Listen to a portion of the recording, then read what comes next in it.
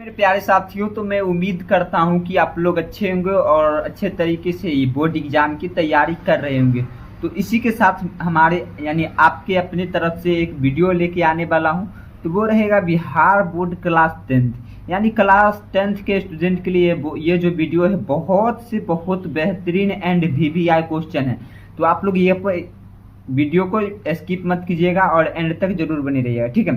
तो देखिए साइंस में यानी क्लास 10th की यानी साइंस में जो पूछता है वो रहता है टोटल 100 नंबर का, ठीक है। जिसमें 20 नंबर का थ्योरी रहेगा और 20 नंबर का प्रैक्टिकल रहेगा, ठीक है।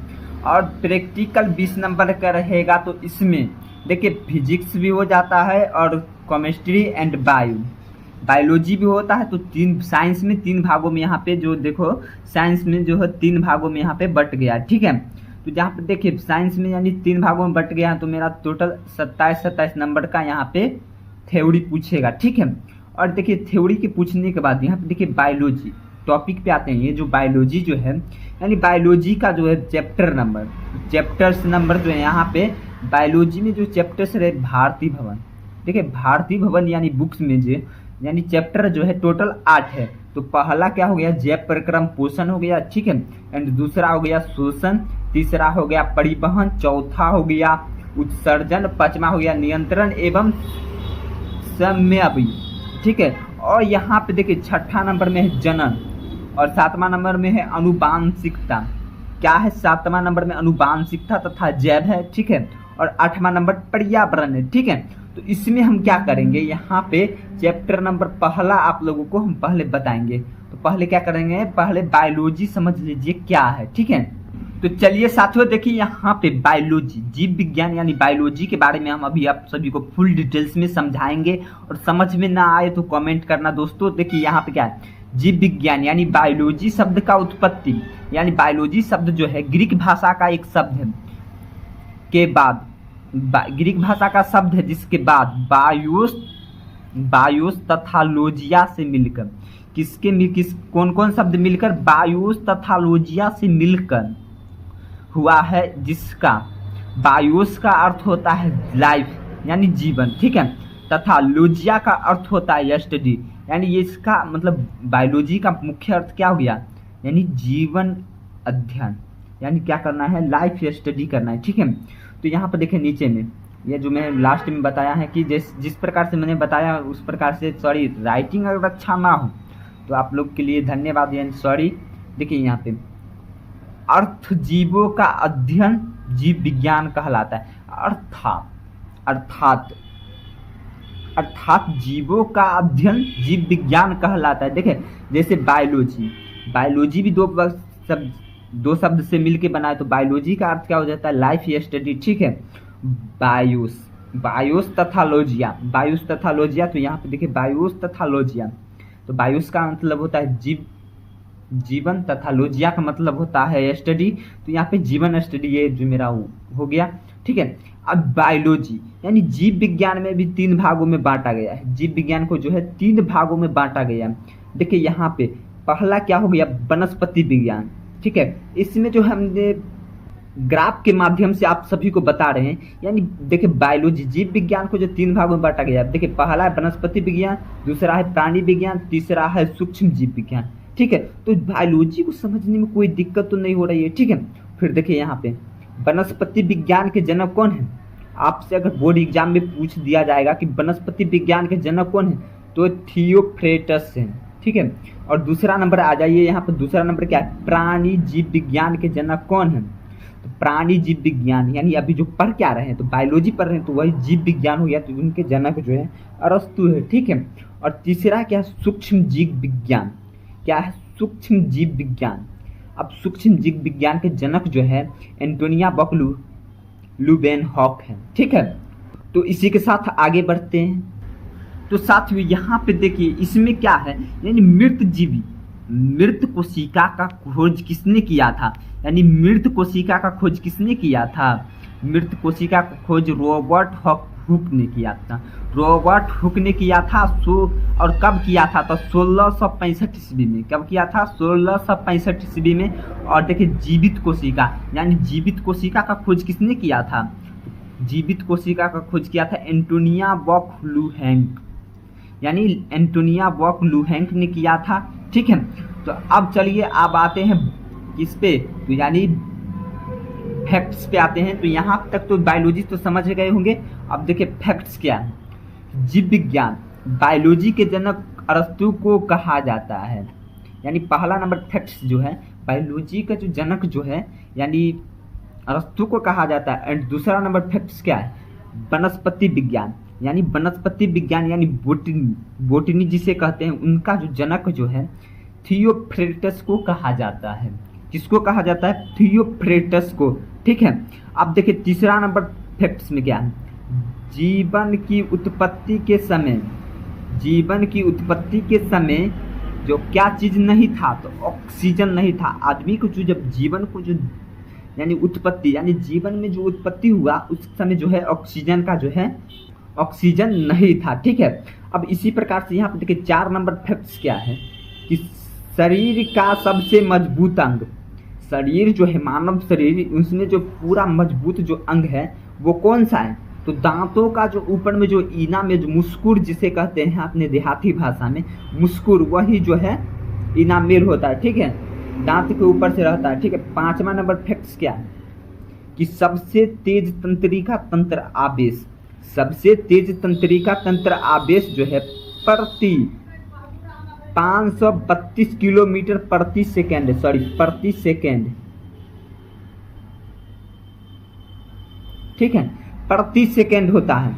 कितना होता है, सबसे तेज तंत्रिका तंत्र का आवेश यानी दिमाग जो है आपका कितना प्रति मीटर, 532 किलोमीटर प्रति सेकेंड होता है। ठीक है, अब देखिए 6ठा नंबर फैक्ट्स क्या है कि हमारे शरीर के भीतर प्रति सेकेंड, तो देखिए 6ठा नंबर क्या है, हमारे शरीर के भीतर प्रति सेकेंड 150 लाख कोशिकाएं नष्ट होती है।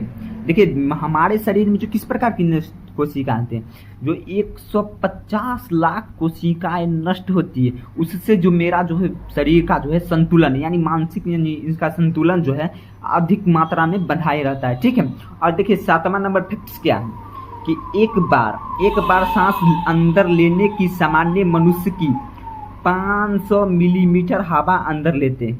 अब एक बार सांस लेने में कितना मिलीमीटर हवा आप अंदर लेते हैं, तो 500 मिलीमीटर हवा हम अंदर लेते हैं। ठीक है, तो आप देखिए इसी प्रकार से यहाँ पे 8वां नंबर फैक्ट्स पे आते हैं। तो देखिए इसी प्रकार से 8वां नंबर फैक्ट्स क्या है, मनुष्य के शरीर में 50 लाख बाल होते हैं। अब देखिए आप सभी दोस्तों में से किन किन लोगों को पता होगा कि मनुष्य के शरीर में 50 लाख बाल होते हैं। मनुष्य के शरीर में कितने, 50 लाख बाल होते हैं। कितने होते हैं, 50 लाख बाल होते हैं। ठीक है, तो पता होगा तो ठीक हो, नहीं तो कमेंट में बताइएगा। ठीक है, अब देखिए 9वां नंबर फैक्ट्स क्या है, एक बार सांस लेने की प्रक्रिया में 2 सेकेंड लगते हैं तथा 3 सेकेंड सांस छोड़ने में लगता है। ठीक है, लगता है तो 2 + 3 5 हो गया, तो बराबर यानी मानव यानी संतुलन। स्वच्छ मानव के शरीर में 2 से 3 मिनट लगते हैं सांस लेने और छोड़ने में, तो टोटल 5 सेकेंड लगते हैं सांस एक बार लेने और छोड़ने में। ठीक है, और 10वां नंबर फैक्ट्स क्या है, कॉर्निया, आंख का कॉर्निया जो शरीर का मात्र एक हिस्सा है। ठीक है, जिसमें रक्त की कोई आपूर्ति नहीं होती है, जिसमें जो है खून की आपूर्ति कोई नहीं होती है। यह सीधे हवा से ऑक्सीजन प्राप्त करता है, यह जो सीधा हवा से ऑक्सीजन प्राप्त करता है। ठीक है, अब देखिए इसी प्रकार से यहाँ पे 11वां नंबर फैक्ट्स क्या है, मानव शरीर में इतनी वसा होती है, मानव शरीर में कितनी वसा होती है जिससे 7 साबुन बनाए जा सकते हैं, यानी मानव शरीर में वसा भी पाया जाता है। आप कितने लोगों को पता होगा कि मानव शरीर में वसा होती है। ठीक है, तो वह जो है उस वसा से जो है हम 7 साबुन बनाए जा सकते हैं। ठीक है, अब देखिए 12 नंबर फैक्ट्स क्या है, जन्म से लेकर मृत्यु तक मानव शरीर में हड्डियां 300 से कम होकर 206 ही रह जाती हैं। ठीक है, क्योंकि जन्म के समय 300 होता है। ठीक है, और मानव शरीर जब विकास करता है यानी उम्र जिस प्रकार से बढ़ते जाता है वहां पे यानी हड्डियां जो है आपस में जुड़ने लगता है, इसीलिए 206 ही रह जाती है। ठीक है, अब फैक्ट्स नंबर 13 क्या है, तो चलिए यहाँ पे 13 नंबर फैक्ट्स क्या है कि मनुष्य का दिमाग बिना ऑक्सीजन का कितने घंटा जीवित रह सकता है। मनुष्य का दिमाग जो है 5 से 10 मिनट तक जीवित रह सकता है। ठीक है, तुम कितने दोस्तों को पता होगा कि यहाँ पे मानव शरीर के दिमाग में जो है, मानव शरीर में दिमाग जो होता है वह मरने के बाद यानी बिना ऑक्सीजन यानी समझो मरने के बाद जो है 5 से 10 मिनट तक जीवित रहता है। ठीक है, अब 14 नंबर फैक्ट्स क्या है कि अधिक भूखमरी के मामले में मस्तिष्क जो है अधिक भूखमरी के मामले में मस्तिष्क खुद को ही खाना शुरू कर देते हैं। अधिक अगर भूखमरी रहेगा ना तो यानी दिमाग जो है अपना मस्तिष्क खुद को ही अपने आप को खाना शुरू कर देते हैं। तो इसी प्रकार से देखिए, खाना आप लोग खाइए, मॉर्निंग यानी सवेरे जो नाश्ता होता है वो 9 बजे कीजिए, लंच यानी लंच तो 1 बजे हो ही जाता है, डिनर 8 बजे हो जाता है। उसके बीच में भी कुछ न कुछ खाता पीता रहिए। ठीक है, इससे क्या होगा कि आपका संतुलन बने रहेगा। ठीक है, तो आपको कोई दिमाग में यानी उससे क्या होगा कि आपका दिमाग बोल्ड होगा, मजबूत होगा। ठीक है, तो इसी प्रकार से यानी 15 नंबर फैक्ट्स में आते हैं। ठीक है, तो देखिए यहाँ पे 15 नंबर फैक्ट्स क्या है कि मानव शरीर रात के मुकाबले में सुबह ज़्यादा लंबा होता है। यानी मानव शरीर का जो आप लोग एक भी चीज़ देखिएगा दोस्तों कि अगर मानव शरीर जो है रात के मुकाबले में सुबह जो है ज़्यादा लंबा होता है, क्योंकि जितना सुबह आप लोग जागिएगा उतना ज़्यादा आपका शरीर जो है मानसिक संतुलन यानी आपका मानसिक संतुलन जो है बनाए हुए रखेगा। ठीक है, तो यहाँ पे देखिए 16 नंबर फैक्ट्स क्या है, मानव शरीर में बाईं किडनी दाईं किडनी से ज़्यादा ऊपर रहता है। यानी देखिएगा आप लोग दोस्तों, यानी फिगर में कहीं भी देख लीजिएगा कि बाईं किडनी से दाईं किडनी यानी दाहिना वाला जो किडनी होता है ना वो ज़्यादा ऊपर रहता है और बायां किडनी जो नीचे रहता है। ठीक है, अब देखिए फैक्ट नंबर 17 पे आ जाइए, मानव शरीर में नाक और कान कभी बढ़ना बंद नहीं करता। मानव शरीर में जो देखिएगा नाक और कान जो है कभी बढ़ना कम नहीं करता है। ठीक है, अब देखिए 18 नंबर फैक्ट्स क्या है, जीभ के निशान उंगलियों के निशान की तरह अनोखे ही होते हैं। यानी देखिएगा जीभ के निशान उंगलियों के निशान से अधिकतर ही अनोखे यानी इनसे मिला जुला ही रहेगा। अब आप दोस्तों देखिएगा, मंगा के आप लोग की यूट्यूब वगैरह पे मंगा के देखिएगा। ठीक है, और 19 नंबर फैक्ट्स यानी आप सभी के लिए जो है लास्ट ही फैक्ट्स हैं कि जागते समय मनुष्य का मस्तिष्क इतनी बिजली उत्पादन करता है, इतनी यानी रात के मामले में जो 11 बजे के बाद जो व्यक्ति जागता है उसके यानी इतनी बिजली उत्पादन करती है कि एक लाइट बल्ब जलाया जा सकता है। ठीक है, तो जितने लोग को पता होगा तो वो कमेंट में बताइएगा। और बाकी जो है ये मेरा देखिए यानी मेरा नाम है यहाँ पे बाई सुजीत कुमार। ठीक है, तो इसी प्रकार तो देखिए यहाँ पे बायोलॉजी का पहला चैप्टर जैव प्रक्रम पोषण में आ गए हैं। कितना है, अध्याय नंबर 1 है। ठीक है, तो आप सभी के लिए ही हम इस प्रकार से सजा के बनाते हैं जो कि आप लोग के दिमाग में अट सके। ठीक है, तो इसमें क्या है, सबसे हर बार पूछने वाला प्रश्न है कि कोशिकाएं सभी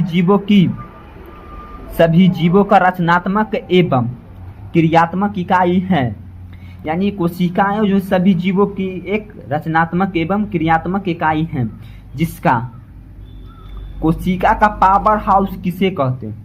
आपसे अगर ये बात पूछा जाए कि कोशिका का पावर हाउस यानी कोशिका का जो है मेन जो है उसका देने वाला कोशिका का क्या है, तो वो क्या है, माइटोकॉन्ड्रिया। ठीक है, ये जो है माइटोकॉन्ड्रिया है। ठीक है, तो इसी प्रकार से यानी दूसरा नंबर में आ जाइए, इसमें क्या है, कोशिकाओं के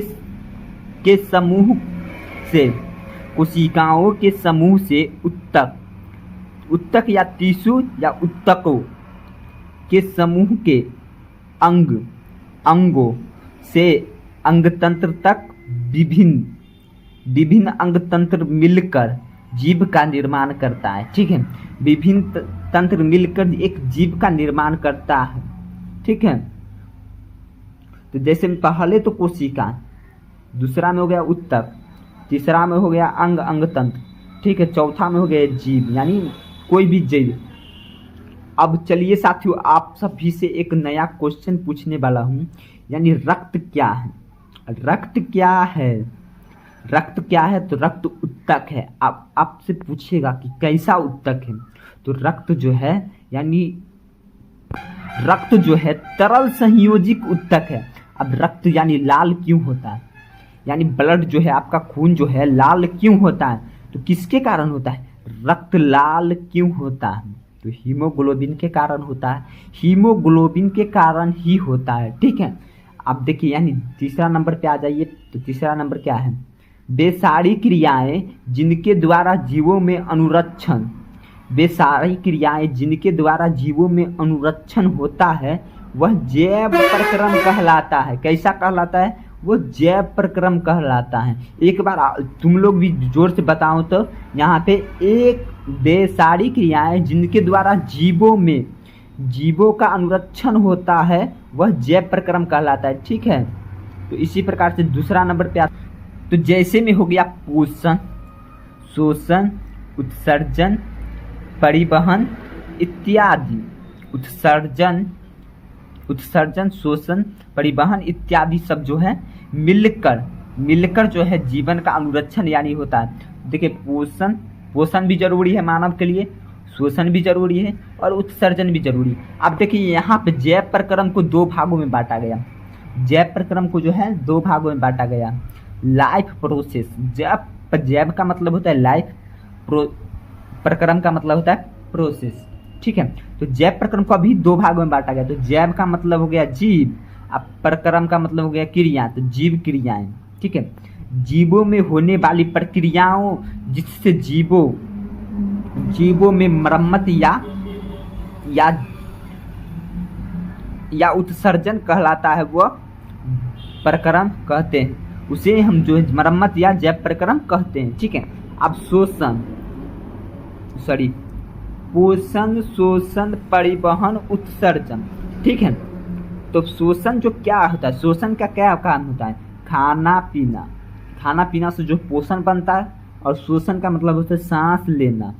शोषण का मतलब होता है सांस लेना। अब परिवहन का मतलब होता है खाना को एक जगह से दूसरे जगह पहुंचाना। ठीक है, मरम्मत का जो साइंस के भाषा में अनुरक्षण कहते हैं। क्या कहते हैं? अनुरक्षण। ठीक है, अब देखिए यहाँ पे तीसरा नंबर यानी चौथा नंबर यानी इस पे आ जाएगा टॉपिक पे। तो ऊर्जा प्राप्त करने के लिए खाद्य पदार्थों की जरूरत पड़ती है। यानी ऊर्जा प्राप्त यानी मानव शरीर में जो ताकत लाने के लिए जो है खाद्य पदार्थों का उपयोग करना पड़ता है, जो पोषण की क्रिया से जीव ग्रहण करता है, जीव जो है ग्रहण करता है। ठीक है, तो साथियों यहाँ पे देखिए पोषण क्या है। आप सभी से अगर ये क्वेश्चन पूछ दिया जाएगा बोर्ड एग्जाम में, जो पोषण क्या है, तो पोषण क्या है कमेंट में बताइएगा, वरना हम तो यहाँ बता ही दे रहे हैं कि पोषण तत्वों को ग्रहण कर उनका उपयोग करके, पोषण जो है पोषण तत्वों को ग्रहण कर उनका उपयोग करके करने को पोषण कहते हैं। ठीक है, अब देखिए टॉपिक नंबर इस पे आ जाइए। तो इसमें क्या है कि वह विधि जिससे जीवों में पोषक तत्वों को ग्रहण करके उनका उपयोग करता है, वह जो है पोषण कहलाता है। देखिए जिसमें यहाँ पे पोषक तत्वों का जो है फिगर तो नहीं बना पाते हैं, तो इसीलिए देख लीजिएगा। ठीक है, अब देखिए पोषण भी दो प्रकार के होते हैं। पोषण कितने प्रकार के होते हैं? दो प्रकार के। पहला हो गया सबपोषी, दूसरा हो गया परपोषी। तो सबपोषी क्या हो गया? स्वयं भोजन, यानी यह जो है भोजन स्वयं बनाता है। ठीक है, या स्वयं संश्लेषित करता है। ठीक है, अब परपोषी यानी दूसरे पर जो है निर्भर रहता है। जैसे सपोषण में हो गया पेड़ पौधा। ठीक है, और निर्भर में हो गया, तो वो आगे हम बताएंगे आप सभी को। ठीक है, तो देखिए जीवों में पोषण मुख्यतः दो विधि के द्वारा होता है। मुख्यतः कितने विधि के द्वारा होता है? दो विधि के द्वारा।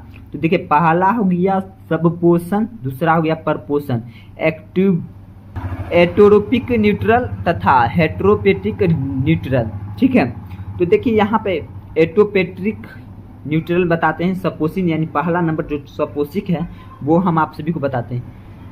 इस प्रकार के पोषण में जीव भोजन, इस प्रकार के पोषण में जीव जो है भोजन पर निर्भर न रहकर अपना भोजन यानी अपना भोजन स्वयं बनाता है। इसमें जो है अपना भोजन स्वयं संश्लेषित करता है, ठीक है। जैसे में हो गया हरे पेड़ पौधे, ठीक है। जो जीव सपोषण होता है वे सपोषी कहलाते हैं। जो जीव जो है सुपोषण होता है वो सपोषी कहलाता है, ठीक है। जैसे यहाँ पे देख लीजिए, यहाँ पे सभी हरे पेड़ पौधे सपोषी होते हैं। सभी हरे पेड़ पौधे क्या होते हैं? सपोषी होते हैं। इन पौधों में एक प्रकार की रचना हरित लवक या जो इसे अंग्रेजी में क्लोरोप्लास्ट कहते हैं, क्लोरोप्लास्ट पाई जाती है, ठीक है। अब देखिए यहाँ पे हरित लवक का चित्र तो होगा ही नहीं। अब देखिए यहाँ पे क्लोरोफिल के कारण, अब देखिए होंगे पत्ता, यानी जिसमें देखिए पत्तियाँ किसके कारण जो है हरा होता है? क्लोरोफिल के कारण ही पत्तियाँ का रंग हरा होता है। किसके कारण? क्लोरोफिल के कारण। अब देखिए इसमें क्या है? पत्तियाँ में जो हरित लवक पाया जाता है, क्या पाया जाता है? हरित लवक। और हरित लवक को इंग्लिश में क्या कहते हैं? क्लोरोप्लास्ट कहते हैं। क्या कहते हैं? क्लोरोप्लास्ट कहते हैं। और देखिए हरित, अब हरी किसके कारण रहता है? यानी पत्तियां जो हरी किसके कारण होता है? क्लोरोफिल के कारण। क्लोरोफिल के कारण ही पत्तियां जो है हरा होता है, ठीक है। अब क्लोरोफिल का जो है धातु जो है कौन सा धातु होता है? Mg होता है, ठीक है। अब देखिए दूसरा नंबर में क्या है? परपोषी, हाइड्रोपेटिक। क्या है? हाइड्रोपेटिक न्यूट्रल। देखिए इसमें क्या है? इस प्रकार के पोषण में जीव स्वयं भोजन संश्लेषित ना करके, यानी स्वयं न बना करके अपना भोजन के लिए अन्य जीवों पर निर्भर रहता है, ठीक है। तो देखिए यहाँ पे जैसे में मनुष्य, जानवर, कीड़े एंड मकोड़े इत्यादि, ठीक है। जैसे में हो गया मनुष्य, जानवर, कीड़े एंड मकोड़े, ठीक है। तो मनुष्य भी किसी पर रहता है निर्भर। जानवर तो स्वयं अपना आप को नहीं कर पाता है, कीड़े मकोड़े भी दूसरे पर रहता है। अब मनुष्य, अब ऐसा नहीं होगा कि मनुष्य आलू तो कैसे भी करिएगा तो सब्जी बना लिए अपने से, तो वो ऐसा नहीं हुआ, ठीक है। आलू तो बाजार से लाए, बाजार से कहाँ, खेती से आता है, तो वो जो है दूसरे पर हम तो निर्भर हैं, ठीक है। अब देखिए परपोषी के प्रकार। परपोषी के कितने प्रकार होते हैं? 3 प्रकार होते हैं। पहला तो हो गया मृतजीवी परपोषण, मृतजीवी परपोषी हो गया, ठीक है। मृतजीवी जो मरा हुआ चीज को खाते हैं, जैसे मरा हुआ चीज को अपहरण करना। और दूसरा हो गया परजीवी यानी दूसरे पर निर्भर। और तीसरा हो गया प्राणीजीवी। देखिए साथियों, इसी प्रकार से प्राणीजीवी यानी एक प्राणी, यानी हम जो है अपने तो खुद खाना बनाते नहीं, मेरे जो यानी घर में जो हाउस वाइफ जो होते हैं वो खाना बनाते हैं, तो यह प्राणीजीवी विज्ञान यानी दूसरे पर निर्भर रहना, ठीक है। आप देखिए परपोषी के प्रकार। परपोषी के जो है 3 प्रकार होते हैं। पहला हो गया मृतजीवी पोषण, दूसरा हो गया परजीवी पोषण, तीसरा हो गया प्राणी संपोषण, ठीक है। तो पहला हो गया मृतजीवी पोषण, एस्ट्रोपिक न्यूट्रल्स। देखिए इस प्रकार के पोषण में जीव मृत जंतुओं और पौधों के शरीर में से अपना भोजन प्राप्त करते हैं। यानी इसमें जो क्या होते हैं? मृत जीवी, जैसे मछली हो गया और चिकन हो गया, तो वो हो गया मृत जंतु हो गया। और पौधों के शरीर से अपना भोजन शरीर की सतह को घुलित कार्बनिक पदार्थ के रूप में अवशोषित करती है। अवशोषित यानी उसको ग्रहण करते हैं, ठीक है। देखिए यहाँ पे हो गया मृत जंतु, पौधों से अपशिष्ट। तो देखिए इसी प्रकार से यहाँ पे क्या है कि मृतजीवी अपघटक, यानी मृतजीवी अपघटक डिकोप्रेस्ट भी है कहते हैं। क्या कहते हैं? डिकोप्रेस भी कहते हैं। यहाँ पे देखिए जीवित कोशिका, मृतजीवी हो गया। देखिए मृतजीवी क्या हो गया? गोबर का छत्ता जो है मृतजीवी कहलाता है। गोबर का छत्ता जो है मृतजीवी कहलाता है, ठीक है। तो साथियों मैंने बताया पहला में, यानी पहले नंबर टॉपिक में बताए कि बायोलॉजी के बारे में बताए, ठीक है। और दूसरा में यानी दूसरा नंबर में हम बताए यानी 19 फैक्ट्स बताए, 19 फैक्ट्स बताने के बाद यानी तीसरा नंबर में आप सभी को हम क्या बताएं, तीसरा नंबर में क्या बताएं, तीसरा नंबर में जय प्रक्रम बताएं,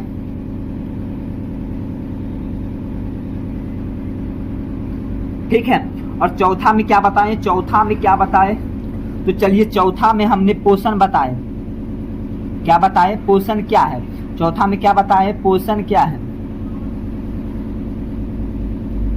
ठीक है, पोषण क्या है, ठीक है। 5वां नंबर में देखिए यहाँ पे 5वां नंबर क्या है, और 5वां नंबर में हम क्या बताएं कि सबपोषी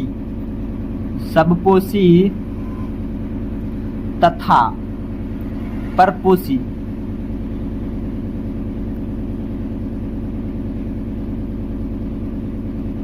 सपोषी और परपोषी बताए। पहला में बताए बायोलॉजी क्या है, ठीक है। दूसरा में बताए यानी दूसरा टॉपिक में बताए यानी फैक्ट्स क्या है, फैक्ट्स के बारे में बताए। और तीसरा नंबर में जय प्रक्रम पहला चैप्टर ही बताए। और देखिए यहाँ पे चौथा नंबर में बताए क्या, पोषण। और 5वां नंबर में सपोषण परपोषण बताए, ठीक है। बनाने अगर वीडियो अगर अच्छा लगे आप लोगों को तो जल्द से जल्द शेयर कीजिए एंड वीडियो पर लाइक एंड चैनल को सब्सक्राइब कीजिए। आप सभी का अपना प्यारा साथी एंड सुजीत कुमार।